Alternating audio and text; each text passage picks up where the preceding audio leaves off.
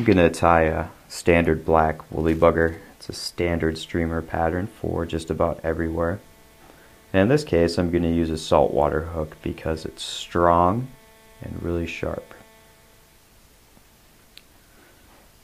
Woolly bugger can be fished weighted or unweighted. Sometimes you could use a split shot, or you can attach your weight to the hook of the fly prior to even building the fly on it. And that's what I'm going to do. Now, this is not lead wire, this is non-lead wire. So in this case, it is a little more environmentally friendly. And I'm just going to attach about half the hook shank's worth of wire wrap onto this fly. And then I'm going to go ahead and start in my wrapping thread, immediately followed by the protective brass wire.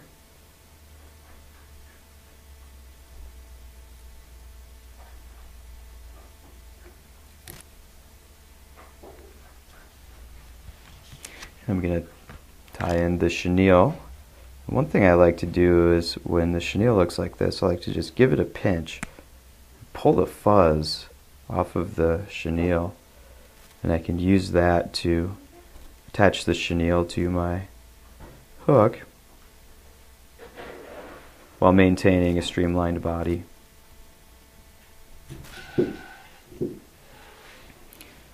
This recipe requires for a marabou tail. So I'm just going to use some strung marabou, about the length of the hook of the fly.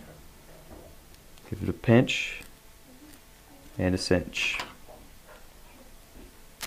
The last thing that we need to attach to this hook before we can start wrapping back towards the eye of the hook are a couple of hackle feathers.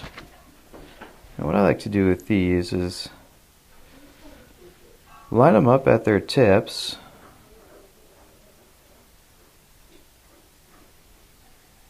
and ruffle the feathers, giving it a pinch at the tip of the feather, pulling off a little bit of the feathers so I can attach that to the hook of the fly. And wrap that in and come on back towards the eye. All I need to do is go ahead and wrap in the chenille back towards the eye of the hook. And this is just one wrap right in front of the other.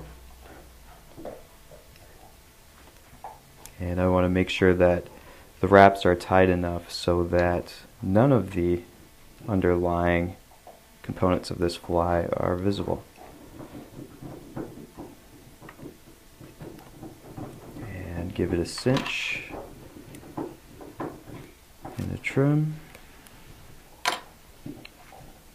Next, I'm going to employ my hackle pliers to hold on to my two hackles.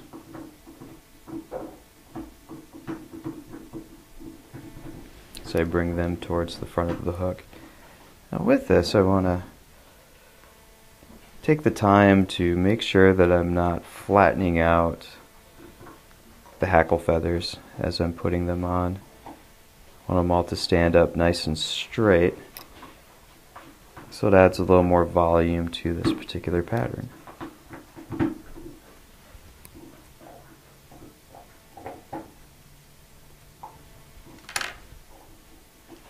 And give it a cinch and trim her down.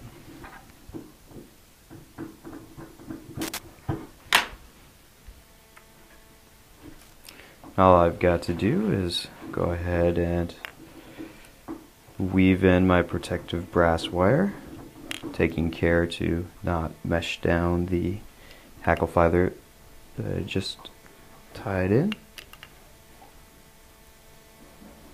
Get to the eye of the hook,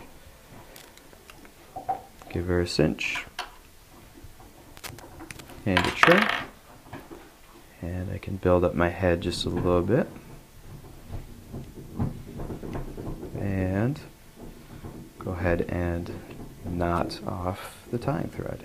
In my case, I like to use 2 knots just to be safe.